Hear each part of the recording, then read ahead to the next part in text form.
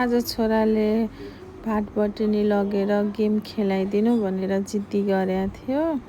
अनि साँझ चाहिँ हामी उसलाई लिएर भाटबटुनी गयौँ। यो चाहिँ पिरारी चोक हो, यो चाहिँ पिरारी चोकको रेलवे ट्र्याक भयो।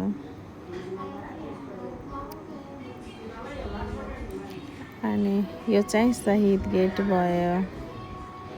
अब हामी भाटबटुनी पुग्न थाल्यौँ। भाटबटुनीमा जनकपुरको भाटबटुनीमा गेम चाहिँ खेल्ने ठाउँ राम्रो छ। हेर्नु अब गेम पनि सुरु भयो। हामी बसेर कुरिरहेछौँ उसलाई बच्चा खेलिरहेछ, हामी कुरिरहेछौँ। तर जे होस् बच्चाहरूलाई रमाइलो गर्ने ठाउँ छ जनकपुरको भाटबटुनीमा। गेम खेल्ने राम्रो ठाउँ छ। बच्चाहरूलाई बिदाको बेलामा लिएर जान सकिन्छ।